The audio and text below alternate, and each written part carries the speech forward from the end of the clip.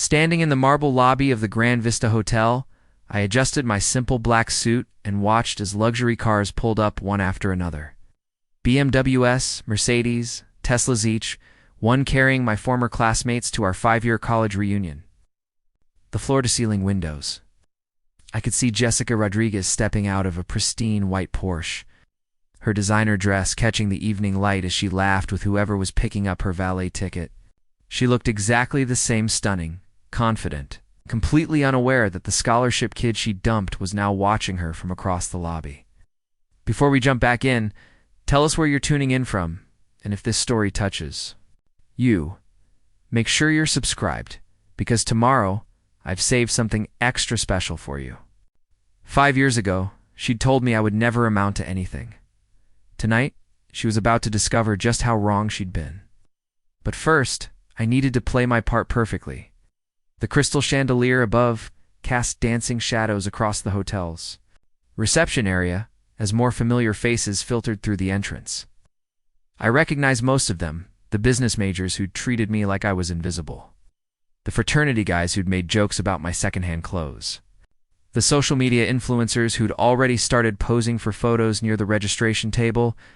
Everyone looked polished, successful, and eager to showcase their post-graduation achievements. I approached the check-in table where Lisa Carter, our former student council president, was manning the registration booth. Her eyes lit up with genuine surprise when she saw me, Marcus Chen. "Oh my goodness, I wasn't sure you'd actually come," she said, rifling through name tags. "You know, you're one of the few people who didn't update their RSVP with career information. What have you been up to these days?" I smiled and pinned on my name tag, which simply read Marcus Chen, class of 2019, with no company logo or title. Underneath, "Oh, just keeping busy with some projects here and there, nothing too exciting." Lisa nodded politely, but I could see the slight disappointment in her eyes. In her mind, I was probably still the quiet scholarship student who'd worked 3 part-time jobs just to afford textbooks. She handed me a drink ticket and pointed toward the main ballroom where the reunion was already in full swing. The ballroom buzzed with conversation and the clink of champagne glasses. A slideshow of college memories played on screens mounted. Around the room, cycling through graduation photos, campus events, and group shots from various parties I'd never been invited to, I grabbed a beer from the bar and found a spot near the back, content to observe the social dynamics I'd once desperately wanted to be part of. Marcus Chen, is that really you?" I turned to see Ryan Mitchell approaching with a broad grin and an expensive watch glinting on his wrist. Ryan had been my roommate sophomore year, and the closest thing I'd had to a best friend back then. We'd spent countless nights studying together, sharing cheap ramen, and dreaming about our future careers. That was before he'd started dating one of Jessica's sorority sisters and gradually drifted into her social circle. "Hey Ryan," I said, accepting his enthusiastic handshake. "Good to see you, man. You look like you're doing well. Can't complain." I landed a position at Davidson and Associates right after graduation. Junior partner trek. You know how it is. He gestured to his tailored suit with obvious pride. "What about you? Heard you were doing some kind of tech thing." Said tech thing carried a subtle dismissiveness, as if my work was some hobby rather than a real career. It was the same tone people had used when I'd tried to explain my programming projects during college. "Something like that," I replied, taking a sip of my beer, building some applications, working with a small team. Ryan nodded with the kind of patronizing sympathy reserved for old friends who hadn't quite made it. "Well, that's cool, really cool. Startup scene is tough, but I'm sure you'll find your footing eventually. Actually, if you're ever looking for something more stable, I might be able to put in a word somewhere. Not at my firm, obviously, but maybe one of our clients needs someone with your technical skills." Before I could respond, the crowd near the entrance erupted in excited chatter. Jessica had arrived. She was making her grand entrance with all the confidence of someone who'd never doubted her place in the world. She wore a stunning emerald dress that probably cost more than most people's monthly rent, and her arm was linked with Brad Thompson, a guy I remembered from the football team who'd inherited his family's construction business. "Wow, Jessica. Looks incredible," Ryan said, his voice carrying a hint of the old crush he'd harbored throughout college. "I heard she started her own marketing company, Creative Marketing Solutions or something like that. Apparently, she's already got some pretty big clients. I watched as Jessica worked the room, moving from group to group with practiced ease. She hugged old friends, posed for selfies, and commanded attention wherever she went. Heads turned. When she spoke, people listened. She had always possessed this magnetic quality that drew others to her, and clearly 5 years hadn't dimmed that shine. She actually reached out to me on LinkedIn a few months ago, Ryan continued, lowering his voice conspiratorially. Asked if I knew what you were up to these days. I told her I wasn't sure, but I figured you were probably still coding in some basement somewhere. The casual cruelty of his words hit me harder than I'd expected. This was someone who'd once been my friend, someone who'd borrowed money for pizza and cried on my shoulder when his girlfriend broke up with him. Now he was casually dismissing my life's work as basement dwelling, and he didn't even seem to realize how hurtful it was. Interesting, I said simply, finishing my beer. Oh, don't take it the wrong way, Ryan backtracked quickly. I just meant, you were always more comfortable behind a computer than in front of people. Nothing wrong with that?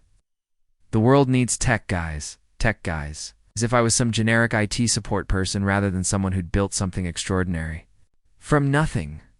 But I kept my expression neutral and nodded along with his assessment.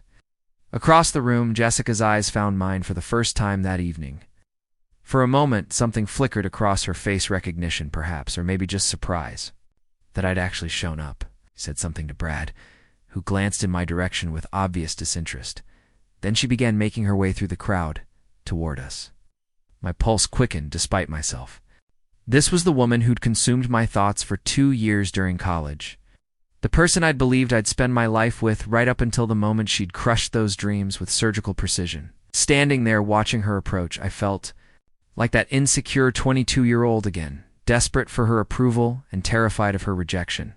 "Marcus," she said when she reached us, her voice carrying that familiar mix of warmth and calculation. "I was wondering if you'd actually come tonight." "Jessica," I replied, hoping my voice sounded steadier than I felt. "You look beautiful. Congratulations on the business success. Ryan was just telling me about your marketing company." She smiled, but there was something predatory about it. "Thank you.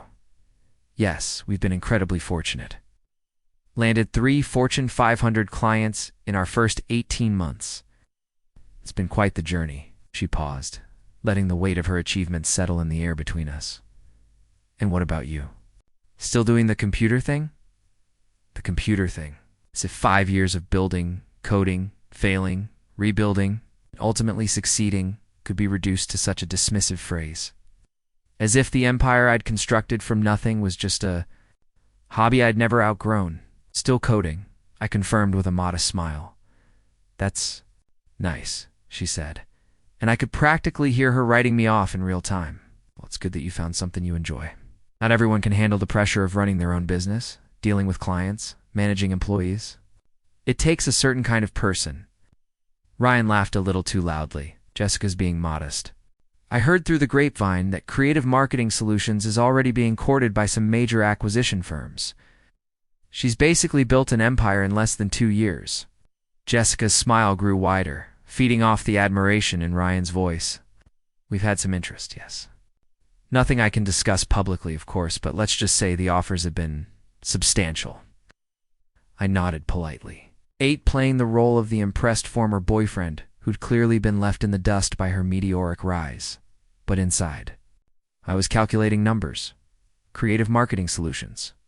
I'd looked them up months ago when Ryan had mentioned Jessica's inquiry about me. According to the business filings I'd found, they'd reported revenue of just under $2 million. Last year, impressive for a startup, certainly, but hardly an empire by most standards. "That's really amazing," I said sincerely. "You always had incredible drive and vision. I'm not surprised you've done so well." For just a moment, her expression softened, and I caught a glimpse of the girl I'd once fallen in love with. But then Brad appeared at her side, sliding his arm possessively around her waist. "Babe, the photographer wants to get some shots of the reunion committee," he said, barely acknowledging Ryan and me. "We should probably head over there," of course Jessica said, her attention already shifting away from our conversation. "Marcus, it was good seeing you. Really, I hope. Well, I hope things work out for you. It was the subtle condescension wrapped in false concern. The implication that my life was something that needed to work out rather than something that had already succeeded beyond her wildest imagination. As they walked away, I heard Brad ask loudly enough for nearby people to hear, "Who was that guy? He seemed kind of intense." Jessica's response was quieter, but I caught enough of it to understand the gist. Something about old boyfriend, and never really lived up to his potential and still stuck in the same place. Ryan shook his head sympathetically. Brutal, man, but honestly, what did you expect? Jessica's basically a celebrity in Denver's business scene now. She's dating a millionaire, running $1 million company, living in a penthouse downtown. Can't really compete with that. He was right, of course.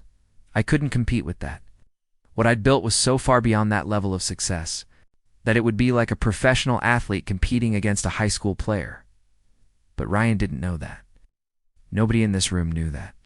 They all saw what I'd carefully presented: a quiet, unremarkable guy who'd probably peaked in college and was now struggling to keep up with his more ambitious classmates. Preparing and narrating this story took us a lot of time, so if you are enjoying it, subscribe to our channel. It means a lot to us. Now back to the story. You're absolutely right, I agreed. Ordering another beer from a passing server. Some people are just born for bigger things. The rest of the evening followed a predictable pattern. Old classmates approached me with polite curiosity, learned that I was doing some tech work, and quickly moved on to more impressive conversations. I collected their subtle dismissals like badges of honor, each one confirming that my carefully constructed persona was working exactly as intended. But as the night wore on and the alcohol flowed more freely, the politeness began to erode. Comments became sharper, more direct. Someone mentioned seeing me at a coffee shop in Boulder still looking like a broke college student. Another person joked about how some people never leave their college town. Each barb was delivered with a laugh, as if cruelty could be disguised as humor. And through it all, Jessica held court at the center of the room, regaling anyone who would listen with stories of client meetings, business trips, and networking events. She was in her element, feeding off the admiration and envy of her audience. Occasionally, I'd catch her glancing in my direction, and each time her expression seemed to say the same thing: "This is what you could have had if you'd been worthy of it." By 10 o'clock, I'd had enough of the performance. I'd accomplished what I'd come here to do: let everyone reveal their true feelings about the person they thought I was. Now it was time for the real show to begin. I made my way toward the exit, nodding goodbye to a few people along the way. As I passed Jessica's group, she broke away from her conversation and followed me into the lobby. "Leaving so early?" she asked, and for the first time that evening, she seemed genuinely curious rather than performatively polite. "Tomorrow," I said simply. "Marcus, She hesitated, as if choosing her words carefully. "I hope there's no hard feelings about how things ended between us. We were kids then. We wanted different things." I studied her face, looking for any trace of the woman I'd once loved beneath the polished exterior. "No hard feelings," I said. "You were right to choose what was best for you." She relaxed slightly, apparently, relieved that I wasn't going to cause a scene or beg for another chance. "Good, that's good. You know, if you ever want to grab coffee sometime and catch up properly, I'd like that. As friends, of course." "Of course," I agreed. "We can talk about your empire sometime." Something in my tone made her look at me more carefully, but before she could respond, her phone buzzed with a notification. She glanced at it, and her eyes widened slightly. "Everything okay?" I asked. "Yeah, this is weird. I just got a Google alert for Game Vault. You know, that gaming platform everyone's obsessed with? Apparently there's some big announcement happening tomorrow." I smiled and headed toward the door. "Interesting. I'll have a good rest of the night, Jessica." As I walked away, I could feel her watching me, probably wondering why I seemed so unconcerned about her success and so calm about my apparent failure to launch. She had no idea that tomorrow's announcement would change everything she thought she knew about Marcus Chen. But tonight, I was still just the scholarship kid who'd never amounted to anything, and that was exactly how I wanted it. The morning after the reunion, I woke up in my modest hotel room and immediately checked my phone. 17 missed calls from David Park, my business partner, and 43 text messages from various team members. The Game Vault announcement was scheduled for noon, and apparently the tech world was already buzzing with speculation. I rolled out of bed and made coffee with the little machine on the dresser, watching the sunrise paint Denver's skyline in shades of gold and pink. In a few hours, everything would change. First, I needed to remember how I'd gotten here. How the quiet kid from Boulder had built something that would soon be valued at over $3 billion. The real story began 5 years ago, right after graduation, when Jessica had delivered the final blow to our relationship. We'd been dating for 2 years, and I genuinely believed we had a future together. I'd even started looking at engagement. Rings, spending hours researching diamonds I couldn't afford, and planning a proposal that would never happen. The conversation that ended everything took place in her dorm room 3 days before graduation. I'd been excited to share my post-graduation plans with her, including a job offer from a small tech startup in Seattle that came with equity shares instead of a high salary. I thought she'd be proud of me for taking a risk, for believing in something bigger than a traditional corporate track. Instead, she'd listened with growing impatience, her arms crossed and her expression increasingly cold. "Marcus, be realistic," she'd said, sitting on her perfectly made bed while I paced nervously around her room. "You're talking about moving across the country for some company nobody's ever heard of? Making practically nothing? Gambling your entire future on stock options that might never be worth anything? But the technology they're developing could revolutionize how people interact with digital content," I'd insisted, my voice cracking with enthusiasm. "This isn't just a job, Jessica. This is a chance to build something incredible from the ground up." She'd laughed, but there was no humor in it. "You sound like every naive computer science graduate who thinks they're going to be the next Steve Jobs. Do you know how many startups fail? Do you know how many brilliant programmers end up broke and forgotten?" "I know the risks," I'd said quietly. "But I also know what happens when you don't take any risks at all. You end up wondering what might have been. What might have been." Jessica had stood up then, her voice rising with frustration. "Marcus, I've been accepted to the executive training program at Morrison Industries. That's a guaranteed path to a 6-figure salary within 3 years. I've got my life planned out, my career mapped, my future secured. And you want me to throw all of that away to follow you to Seattle so you can chase some impossible dream?" "I'm not asking you to throw anything away," I'd protested. "Morrison Industries has offices in Seattle. You could transfer or find something similar. We could build our careers together." The silence that followed was deafening. Jessica had stared at me as if I'd suggested we run away and join the circus. "Marcus," she'd said finally, her voice taking on the patient tone people use with children who don't understand why they can't have ice cream for dinner. "I care about you. I really do. But we want different things.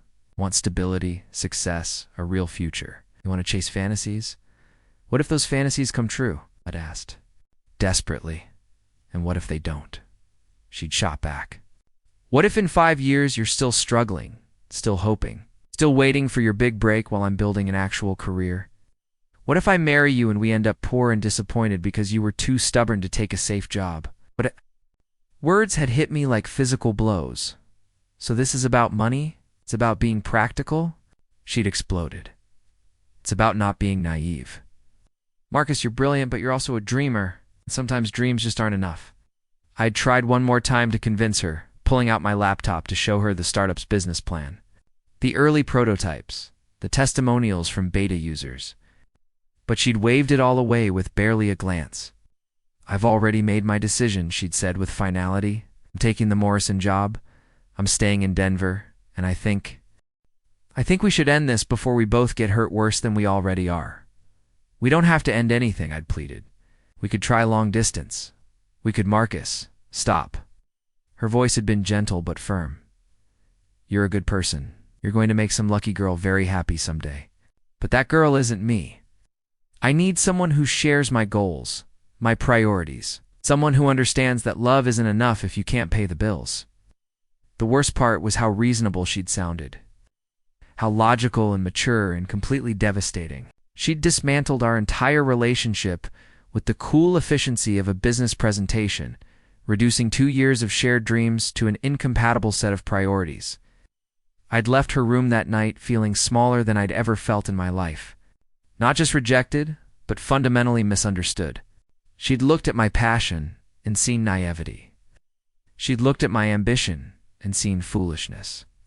She'd looked at my love and seen a liability. The next few months had been the darkest of my life. I'd moved to Seattle as planned, but every day felt like swimming upstream against an ocean of doubt. Jessica's words echoed in my head constantly. What if she was right? What if I was just another dreamer destined for disappointment?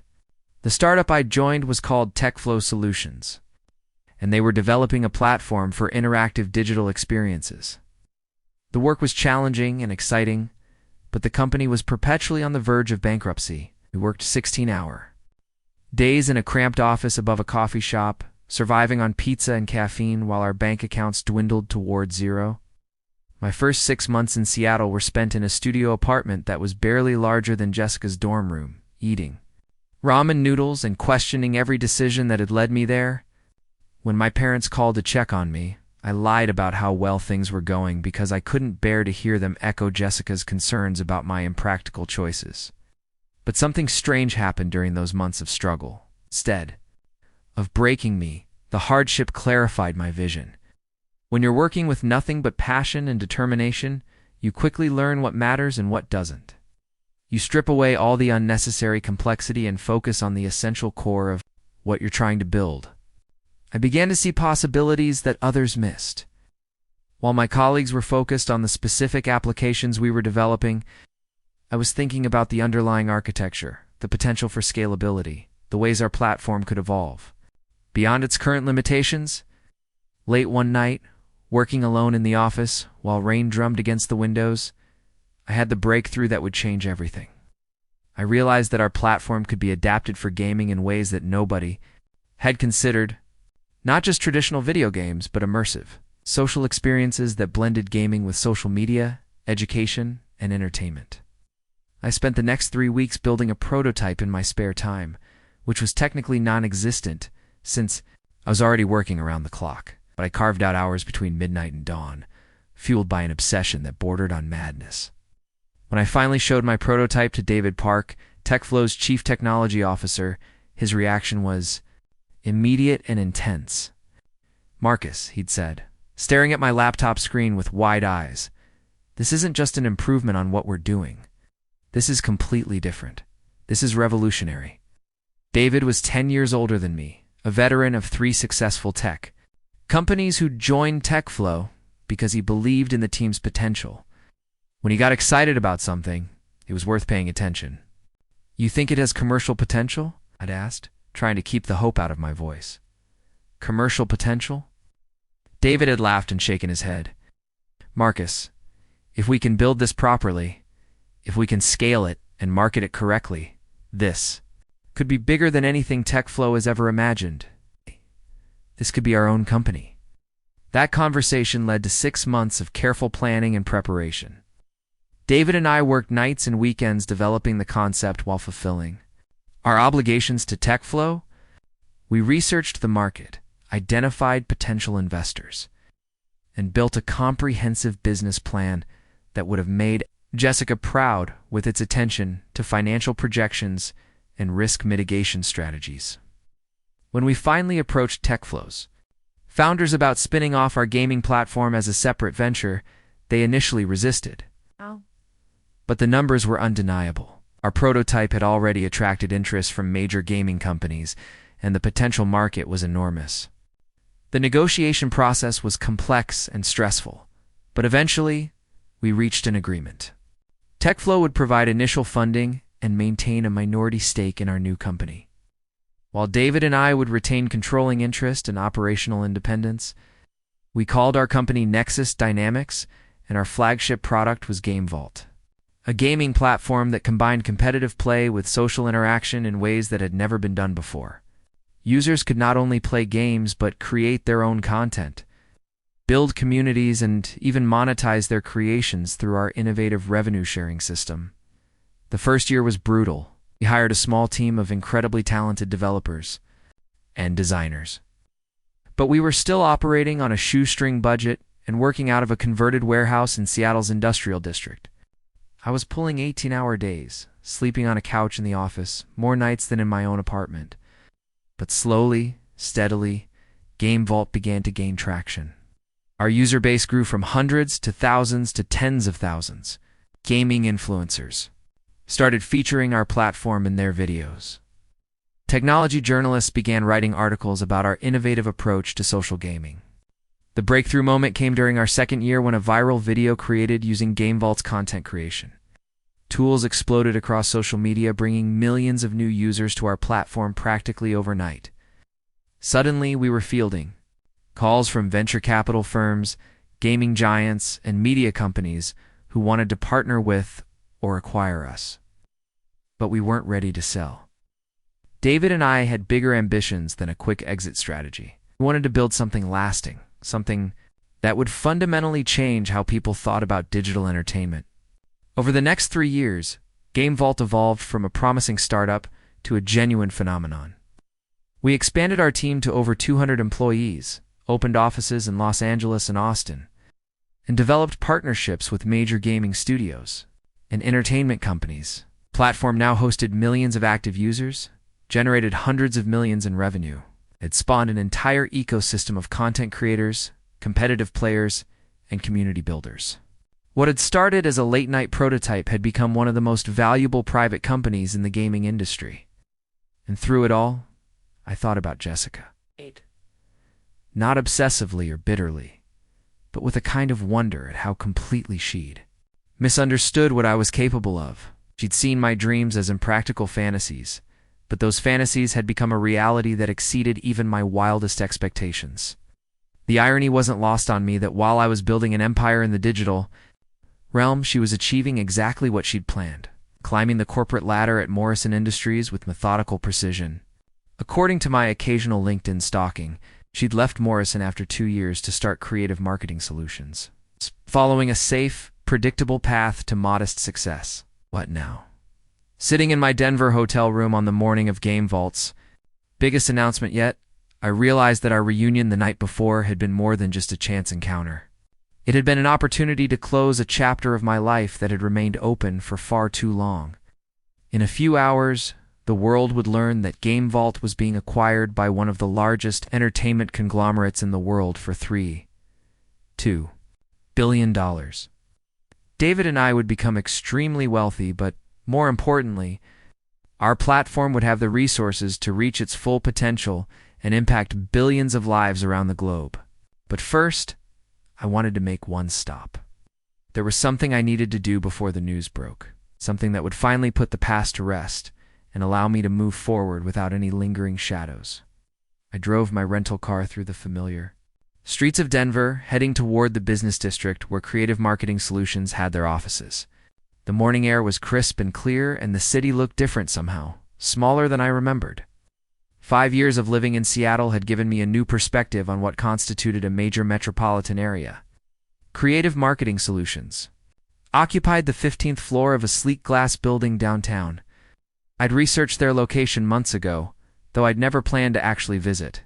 Now, sitting in the parking garage beneath the building, I realized this wasn't about confrontation or revenge. It was about completion. The elevator ride to the 15th floor gave me time to collect my thoughts. I wasn't here to humiliate Jessica or prove anything to her. I was here because I needed to see her world through my new eyes, to understand the empire she'd built, and compare it to the one I'd created. The reception area of Creative Marketing Solutions was impressive in the way that small companies try to appear larger than they are. Modern furniture, abstract art on the walls, a young receptionist who greeted visitors with practiced enthusiasm. Everything was clean, professional, and carefully curated to project success. "Good morning," I said to the receptionist, a woman in her early 20s with perfectly styled blonde hair. "I'm here to see Jessica Rodriguez. I don't have an appointment, but I'm an old friend from college." She smiled politely and reached for her phone. "Let me check if she's available. What's your name, Marcus Chen?" I watched her face as she made the call, speaking in hushed tones while glancing at me with curious eyes. After a brief conversation, She hung up and her smile became more genuine. "To be right out," she said. She seemed really excited to see you. While I waited, I studied the company's marketing materials displayed on a coffee table near the seating area. Their client roster was respectable, featuring several mid-sized Denver businesses and a few regional chains. The work showcased in their portfolio was solid, professional, and completely conventional. Nothing groundbreaking or innovative, but competent execution of standard marketing strategies. Marcus. I looked up to see Jessica approaching from a hallway lined with glass-walled conference rooms. She looked different in her professional environment, more confident and commanding than she'd appeared at the reunion. Her dark hair was pulled back in a sleek ponytail, and she wore a tailored navy dress that probably cost more than most people's weekly salary. "This is a surprise," she said, extending her hand for a professional handshake rather than the casual hug she might have offered to other old friends. "What brings you downtown?" "I had some business meetings in the area," I lied smoothly. "Thought I'd stop by and see your operation. Ryan was telling me last night about how successful you've become." Her smile widened with obvious pride. "Would you like a tour?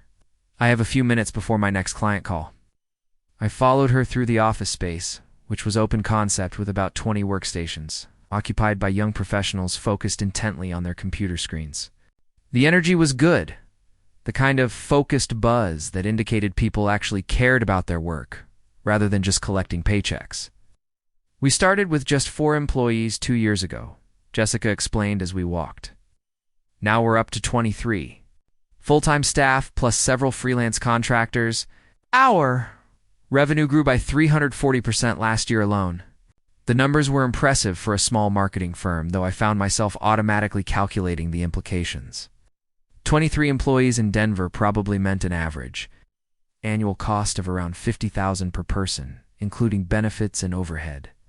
Add in office rent, equipment, and operating expenses, and they were likely spending close to $2 million per year just to keep the lights on. Their reported revenue of just under $2 million meant they were operating on razor-thin margins. "That's incredible growth," I said sincerely. "What's been the key to scaling so quickly?"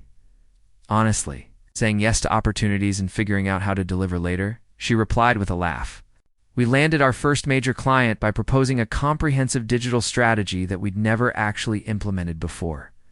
I spent 3 weeks learning everything I could about social media analytics and search engine optimization just to make sure we could deliver what we'd promised." I admired her hustle, even though the approach made me slightly nervous. Building a business on promises you weren't sure you could keep was a high-wire act that could lead to spectacular success or devastating failure. She showed me their creative department, where graphic designers worked on campaigns for local restaurants and retail stores. The conference room where they pitched potential clients, complete with a large monitor for presentations and a coffee machine that probably cost more than some people's monthly rent. The small kitchen area where employees could grab snacks and drinks throughout the day. "This is my office," she said, opening the door to a corner space with floor-to-ceiling windows overlooking downtown Denver. The view was spectacular, and the office itself was decorated with awards, client testimonials, and photos from various business events. "Impressive," I said, meaning it. "You've built something really substantial here." "Thank you." She gestured for me to sit in one of the chairs facing her desk while she settled into her executive chair. "It's been a lot of work, but seeing it all come together has been incredibly rewarding. There's something amazing about creating jobs for people, about building something from nothing." The irony of her words wasn't lost on me. Creating something from nothing was exactly what she'd accused me of being naive for attempting 5 years ago. "I can imagine," I said. "It must be satisfying to prove that your vision was correct." "Well, I've always been good at seeing the practical path forward," she replied with a confidence that bordered on smugness. "I think that's what separates successful entrepreneurs from dreamers. The ability to see what's actually achievable rather than getting lost in fantasies." There it was again, that subtle dismissal of anyone whose approach differed from her own. In her mind, she'd chosen the smart, practical route, while others like me had chosen to chase impossible dreams. "Speaking of which," she continued, "what exactly are you working on these days? You were pretty vague last night about your tech projects." Could have told her everything right then. Could have explained about Game Vault, about Nexus Dynamics, about the acquisition announcement that was still a few hours away, but something held me back. Maybe it was curiosity about how far she'd take her condescension when she thought she was talking to someone who'd failed to achieve her level of success. Just some software development, I said casually. Working with a small team on gaming applications. Gaming. Her eyebrows rose slightly. That's interesting. Is there actually money in that? I mean, I know some people make a living streaming on Twitch or whatever, but it seems like such a niche market. I almost laughed out loud. The global gaming industry generated more revenue than movies and music combined, but to Jessica, it was a niche market. Her perspective was so narrow, so focused on traditional business models, that she couldn't conceive of the massive opportunities that existed outside her experience. There's some money in it, I said with deliberate understatement. Enough to pay the bills. Well, that's good, she said, with the kind of patronizing encouragement someone might offer to a child who'd learned to tie their shoes. It's important to find something you're passionate about, even if it's not particularly lucrative. Her phone buzzed with a notification, and she glanced at it with obvious annoyance. I'm sorry, but I have a client call in 5 minutes. This was really nice, though. It's good to see that you're stable. As if my life was something that needed to be managed rather than celebrated. As if the fact that I wasn't visibly struggling was the best outcome she could hope for on my behalf. Before I go, I said, standing up and pulling out my business card, I wanted to give you this. In case you ever need any tech consulting or development work. She took the card and glanced at it briefly. It was intentionally minimalist, just my name. And contact information with no company logo or title. Marcus Chen, software developer. Simple, unassuming, forgettable. Thanks, she said, sliding it into her desk drawer without really looking at it. You never know when something might come up. As I walked back through the office toward the elevator, I could feel the eyes of Jessica's employees on me. It'd probably been told that the boss was meeting with an old friend, and they were curious about this casually dressed visitor who clearly wasn't a potential client or business partner. The elevator ride down gave me time to process what I'd just experienced. Jessica had built something impressive within the limited scope of her vision. Her company was successful by conventional standards, and she'd clearly worked hard to achieve what she had. But she'd also become exactly what I'd feared she might become during college. Someone whose worldview was so constrained by conventional, thinking that she couldn't recognize opportunity or innovation when it stood right in front of her. Back in my rental car, I checked my phone and saw dozens of new messages. The gaming industry press had gotten wind of today's announcement, and speculation was running wild across social media platforms.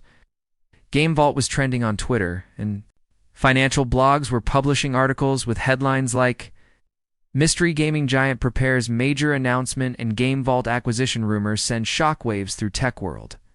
I started the car and began driving toward my next destination, the Denver offices of Morrison Industries, where Jessica had originally planned to build her career before deciding to strike out on her own. I wanted to see the path she'd rejected, to understand the choices that had shaped both of our lives over the past 5 years. Morrison Industries occupied an entire city block downtown, a massive complex of interconnected buildings that housed thousands of employees across dozens of departments. Their lobby was impressive in the way that established corporations often are. Marble floors, soaring ceilings, expensive art installations, and security guards who projected authority without being overtly intimidating. I approached the information desk and explained that I was a potential vendor interested in learning more about their technology needs. The receptionist directed me to a waiting area and made a call to someone in their procurement department. While I waited, I studied the company directory mounted on the wall near the elevators.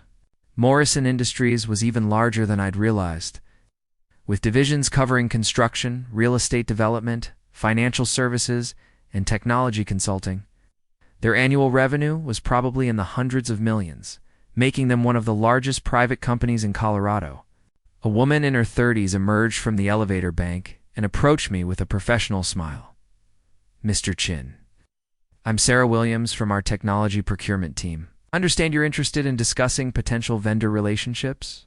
That's right, I said, shaking her hand. I'm exploring opportunities to provide software development services to established companies in the Denver market. We spent 20 minutes in a small conference room discussing Morrison Industries technology, infrastructure, and potential areas where external vendors might be useful.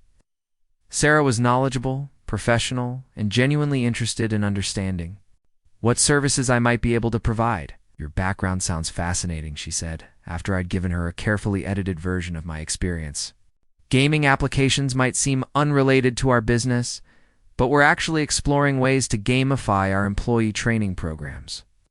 Would you be interested in submitting a proposal for a pilot project?" I almost said yes before catching myself. In a few hours, my anonymity would be gone forever. The idea of taking on a small consulting project for Morrison Industries while simultaneously being revealed as the founder of a billion-dollar gaming empire was absurd. "Let me think about it and get back to you," I said, handing her one of my minimalist business cards. I might have some other commitments coming up that could affect my availability. As I left Morrison Industries and walked back to my car, I realized that my tour of Jessica's world was complete. I'd seen her company, understood her achievements, and glimpsed the corporate path she'd originally planned to follow. In all of it, I'd found competence, professionalism, and modest success within carefully defined boundaries. But I'd also found something else, a profound lack of imagination. Jessica and everyone in her orbit were playing it safe, following established rules, building incrementally on existing foundations. They were successful, but they weren't revolutionary. They were achieving their goals, but their goals were fundamentally limited. My phone buzzed with a text from David. "Press conference starts in 2 hours. You ready for this?" I typed back, "More than ready. Let's change the world." The time for hiding was almost over. Soon, everyone would know exactly who Marcus Chen really was and what he'd accomplished. But first, I had one more stop to make. My final stop before the press conference was the coffee shop where I'd spent countless hours during college, hunched over my laptop working on programming assignments while nursing a single cup of coffee for 3 hours. The grind was still there, tucked between a used bookstore and a vintage clothing shop near the university campus. Looking exactly as I remembered it, the barista was a young woman with purple hair and multiple piercings who couldn't have been older than 20. She took my order with the kind of practiced disinterest that suggested she'd been dealing with caffeinated college students for too long. I found a table in the corner, the same spot I'd claimed as my unofficial office during my senior year, and opened my laptop. My email inbox was exploding with messages from investors, journalists, and industry colleagues who'd caught wind of the afternoon's announcement. The gaming world was a surprisingly small community, and news traveled fast when something big was about to happen. But I wasn't checking email for business purposes. I was looking for something specific, something I'd been saving for exactly this moment. There it was, buried in a folder of old correspondence. An email from Jessica dated 3 months after our graduation. She'd reached out during one of my darkest periods in Seattle, when TechFlow was struggling to stay afloat, and I was questioning every decision that had led me to that point. The subject line read, "Checking in." And the message was brief, but loaded with subtext. "Hi, Marcus. I heard through Ryan that you moved to Seattle for that startup job. How's that working out? Hope you're being realistic about your expectations. I know this probably sounds harsh, but I worry that you're setting yourself up for disappointment.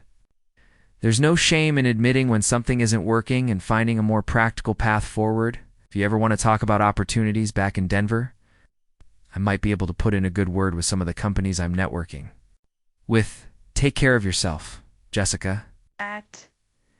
Her message had felt like a knife twisting in an already painful wound. I'd been sleeping on an air mattress in a studio apartment, eating ramen noodles for dinner and watching my bank account dwindle toward zero. Her offer to help me find opportunities back in Denver had felt like confirmation that I'd made a terrible mistake. Now, reading it again with 5 years of perspective, I could see it differently. Jessica hadn't been trying to hurt me. In her mind, she'd been offering genuine assistance to someone she cared about who was clearly struggling. The problem was that her worldview was so limited that she couldn't imagine any scenario where my risky choice might actually pay off. I'd never responded to that email.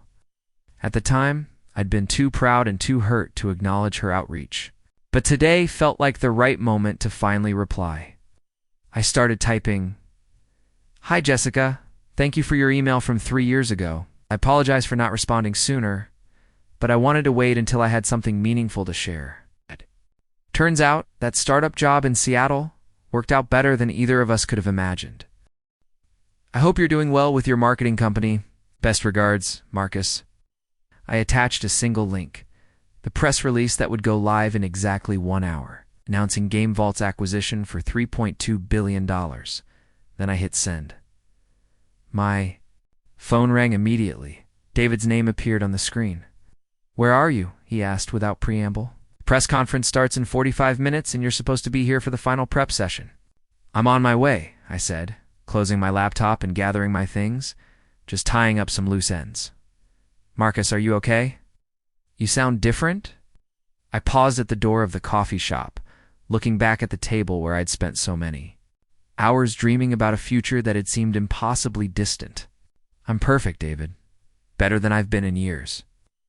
The drive to the press conference venue took me through the heart of Denver's business district. Past the building where Jessica's company occupied their 15th floor office, past Morrison Industries with their imposing corporate complex, past all the symbols of conventional success that had once seemed so important. The press conference was being held at the Marriott downtown, in the same ballroom where major corporate announcements were typically made. As I pulled into the hotel's valet parking area, I could see news vans from several television stations. Already stationed outside, their satellite dishes reaching toward the cloudy afternoon sky. Inside, the ballroom was buzzing with activity. Journalists from gaming publications, technology blogs, financial news outlets filled rows of chairs facing a small stage with a podium and projection screen. Camera crews tested their equipment, while photographers adjusted their lenses. David found me near the back entrance and immediately pulled me aside. "The Wall Street Journal just published a speculation piece about the acquisition," he said urgently. "They're estimating the deal value at somewhere between 2 and 4 billion. The gaming industry Twitter sphere is going absolutely insane." "Good," I said calmly. "That means people are paying attention." "Marcus, once we make this announcement, everything changes. Our privacy, our anonymity, our ability to work quietly. In the background, are you sure you're ready for that?"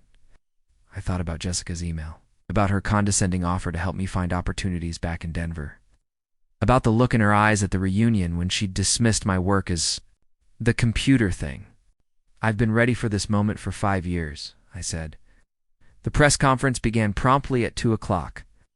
David took the stage first, introducing himself as co-founder and CTO of Nexus Dynamics. He provided background on the company's history, our mission of revolutionizing social gaming, and the growth trajectory that had led to this moment. "GameVault isn't just a gaming platform," he explained to the assembled crowd. "It's a comprehensive ecosystem that enables millions of users to create, share, compete, and monetize their digital experiences.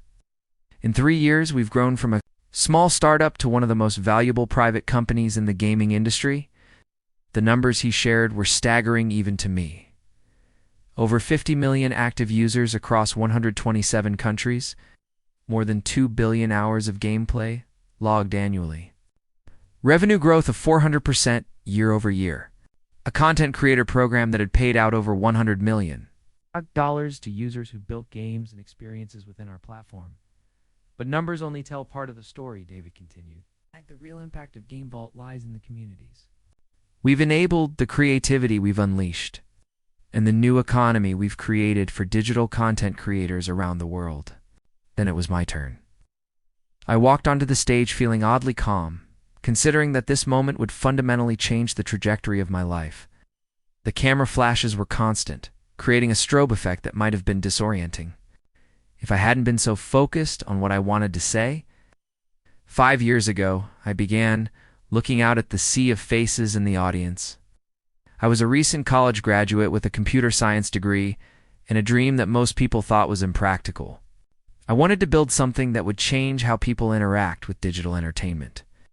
Something that would give creators tools to build their own worlds and communities. I could see people in the audience leaning forward, sensing that this wasn't going to be a typical corporate announcement. A lot of people told me I was being naive. They said I should focus on finding a stable job, building a traditional career, following a safe and predictable path to modest success. They said dreaming big was a recipe for disappointment. I paused, thinking about Jessica watching this. Announcement from her office, probably just now opening my email and clicking on the press release link. Today I'm proud to announce that Game Vault has been acquired by Meridian Entertainment, Group 4-3, $2 billion. The reaction was immediate and intense. Cameras clicked rapidly, journalists scribbled notes. I could hear several people in the audience whisper variations of "holy shit" under their breath. This acquisition will provide Game Vault with the resources to expand globally, to develop new technologies, and to reach our ultimate goal of connecting 1 billion gamers in shared creative experiences. But more importantly, it validates something I've believed since the beginning, that the biggest risks often lead to the biggest rewards. Not that the dreams other people call impossible are usually just difficult. I spent the next 20 minutes answering questions from the press. How had we built such a successful platform so quickly?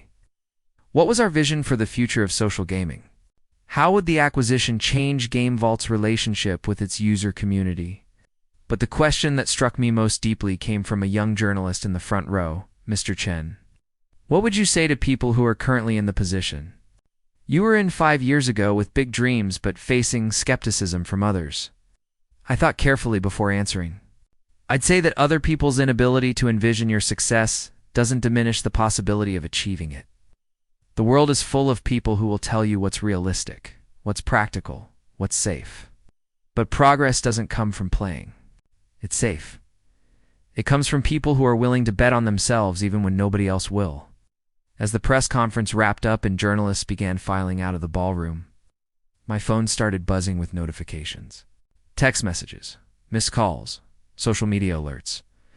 The news was spreading across the internet at lightning speed. One notification caught my attention immediately. A text from an unknown number. "Marcus, this is Jessica. We need to talk. Can you call me?" I stared at the message for a long moment, then deleted it without responding. There was nothing left to discuss. The conversation we'd been having for 5 years was finally over. And my answer was $3.2 billion, loud and clear. David appeared at my side, grinning widely. "So how does it feel to officially be a billionaire?"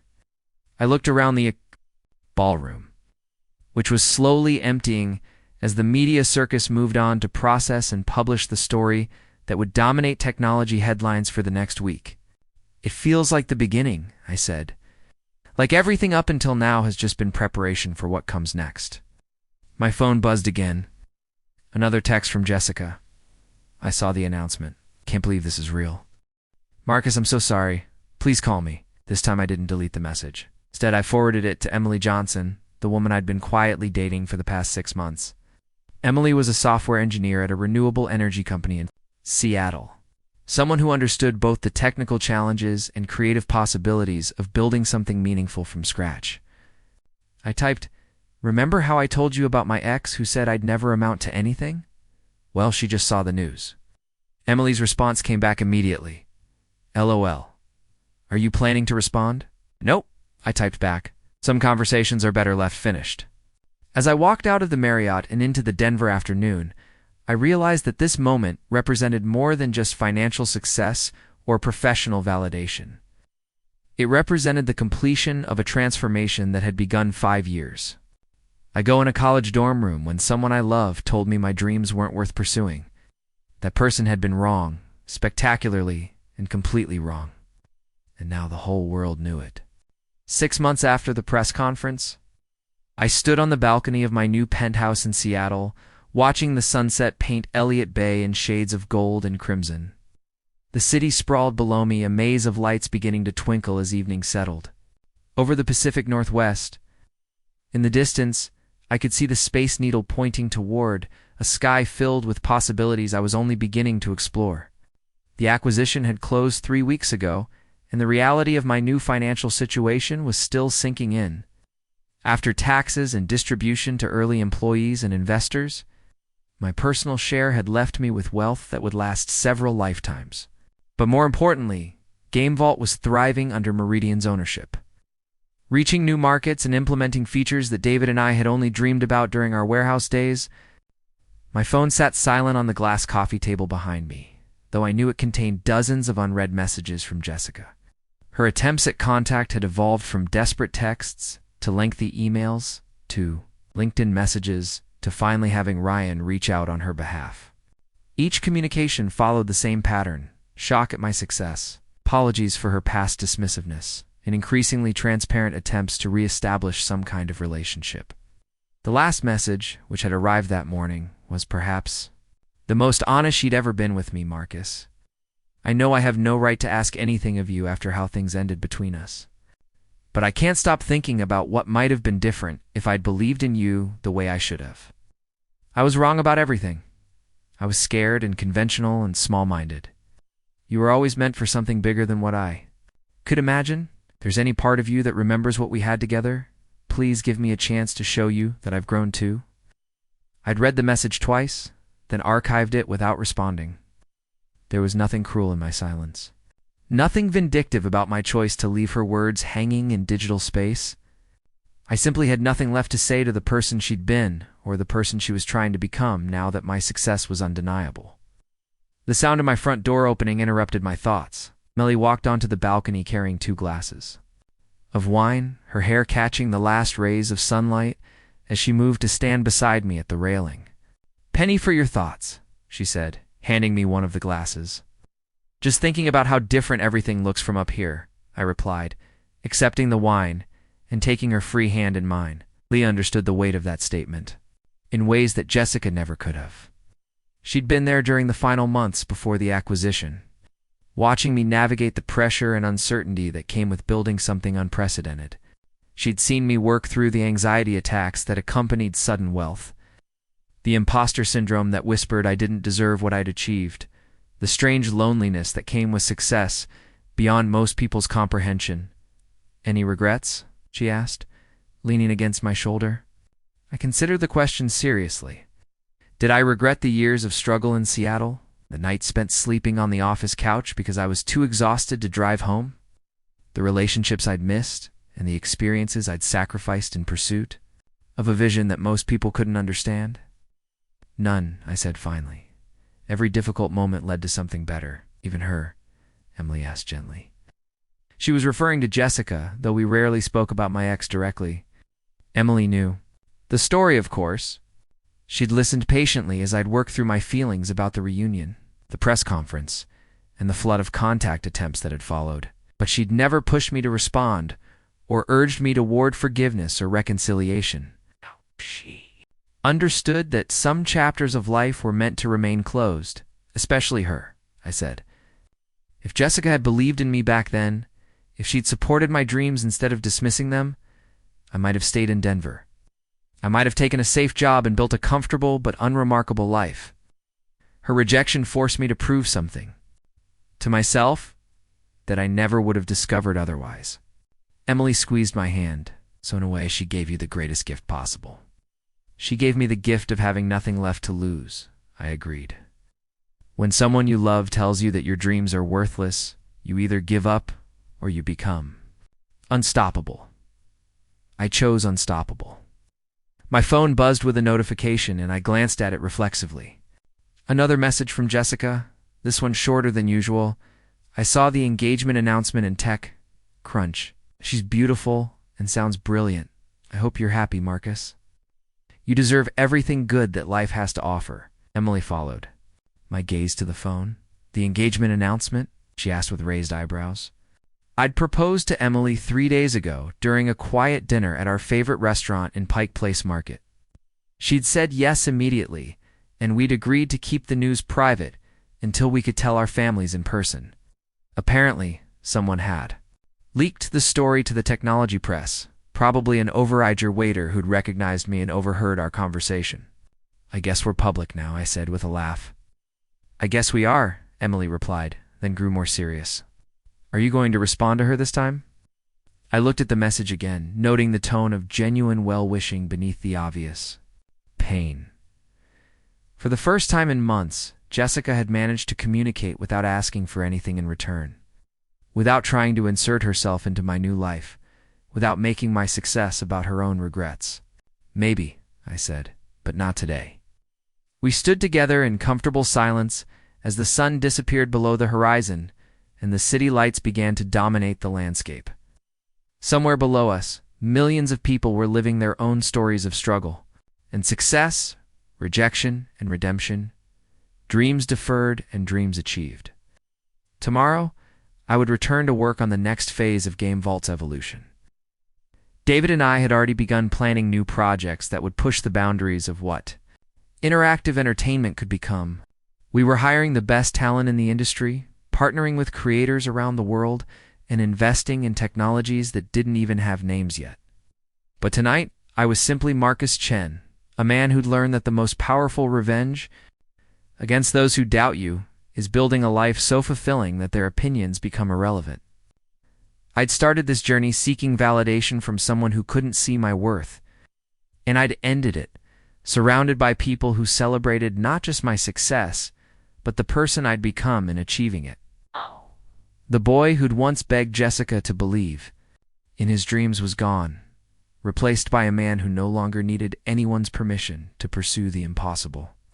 That transformation was worth more than any acquisition price, more valuable than any financial milestone, more satisfying than any moment. A vindication. As Emily and I walked back inside to begin planning our wedding, I realized that the real victory wasn't that Jessica had been wrong about my potential. The real victory was that her opinion no longer mattered at all. Up next, you've got two more standout stories right on your screen. If this one hit the mark, you won't want to pass these up. Just click and check them out.